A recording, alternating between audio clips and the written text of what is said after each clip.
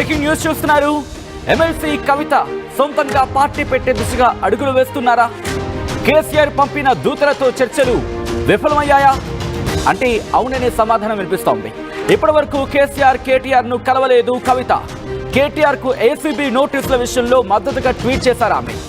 సింగరేణి జాగృతి ఆవిర్భావం ఈ అంశానికి సంబంధించి చర్చలు జరుపుతున్నారు ఆమె. ఆ వెంటనే కోఆర్డినేటర్ల నియామకం. ఎంపీ దామోదర్ రావుతో కవిత చర్చలు విఫలమైనట్టుగా తెలుస్తోంది. సొంత పార్టీలో తానేంటో నిరూపించుకునే పనిలో పడ్డారు ఇప్పుడు కవిత. ఈ అంశానికి సంబంధించి పెద్ద ఎత్తున చర్చ జరుగుతుంది. గత కొద్ది రోజులుగా వరుస భేటీలు, దాంతోపాటు తన సన్నిహితులతో చర్చలు కాకరేపుతున్నాయి. బీఆర్ఎస్లో ఒక చర్చకు దారితీస్తుంది. కవిత ఏం చేయబోతున్నారు? నిన్న కాక మొన్న సింగరేణికి సంబంధించి ఆ విషయం మీద చర్చలు జరిపిన పరిస్థితి ఉంది. సింగరేణి ప్రాంతంలో బీఆర్ఎస్కు అనుబంధంగా ఉన్న తెలంగాణ బొగ్గుగని కార్మిక సంఘం, దాంతోపాటు ఆ సంఘానికి ఒక విధంగా చెప్పాలంటే కొంత కాలం పాటు కవిత పనిచేశారు కూడా, గౌరవ అధ్యక్షురాలుగా కూడా ఉన్నారు. ఈ నేపథ్యంలోనే ఇప్పుడు సింగరేణి ప్రాంత జాగృతి శ్రేణులతో భేటీ అవ్వడం, వాళ్ళతో భేటీ జరపడం, ఆ తర్వాత వరుసగా తన సన్నిహితులతో చర్చలు జరపడం ఆసక్తికరంగా మారుతోంది. మరి ముఖ్యంగా ఇంకాస్త ముందడుగు వేసి ఇంకొన్ని చర్చలకు వెళ్ళే అవకాశం ఉంది. మరికొంతమందితో మీటింగ్స్కి వెళ్ళే అవకాశం ఉంది. మరికొంతమందితో మాటలు, చర్చల వరకు వెళ్ళే అవకాశం ఉంది అంటూ కూడా చర్చ జరుగుతోంది. ఇంతకీ కవిత అడుగులు ఏ విధంగా ఉండబోతున్నాయి? కవిత సొంతంగా పార్టీ పెట్టబోతున్నారా? కేసీఆర్ పంపించిన దూతలతో ఎటువంటి చర్చలు జరిగాయి? ఇంతకీ ఎటువంటి డిస్కషన్ జరిగింది? కవిత కేసీఆర్ను కలిసే అంశానికి సంబంధించి ఎటువంటి చర్చ జరుగుతోంది? ఇవన్నీ కూడా మాట్లాడుకునే ప్రయత్నం చేద్దాం. మా ప్రతినిధి మధు అప్డేట్స్ అందించేందుకు సిద్ధంగా ఉన్నారు. మధు, ఇప్పుడు కవిత సొంతంగా పార్టీ పెట్టబోతున్నారా?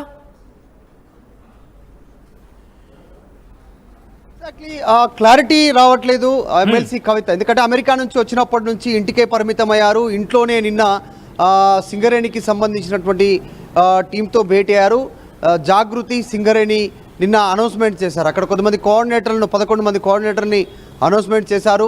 మొత్తం బల నిరూపణ జరుగుతూ ఉంది. ఒకవైపు ఇది జరుగుతుండగానే ఇంకా ఒక క్లారిటీ రాకపోవడం, కేసీఆర్ ఆదేశాల మేరకు ఒక టీం, ప్రత్యేకంగా ఎంపీల టీం వచ్చింది.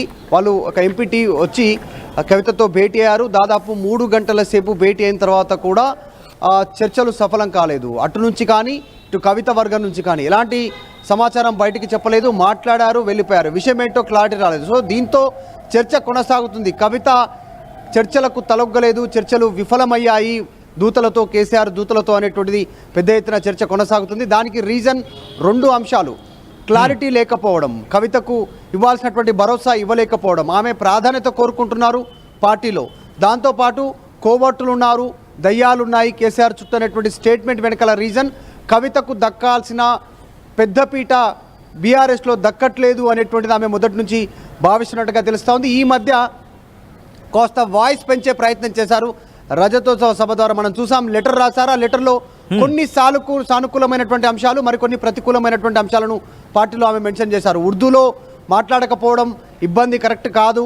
ఎస్సీ వర్గీకరణ గురించి మాట్లాడలేదు, బీసీల రిజర్వేషన్ గురించి మాట్లాడలేదు. పార్టీ సభనంతా కూడా పాత సీనియర్లకే అప్పచెప్పారు, దానివల్ల ఇబ్బంది అయింది. తర్వాత ధూమ్ధామ్ కార్యక్రమం ఏదందో అది అట్టర్ ఫ్లాప్ అయింది. సో కేసీఆర్ ఇంకా ఘాటుగా బీజేపీ పైన మాట్లాడతారనుకున్నారు, మాట్లాడలేదు.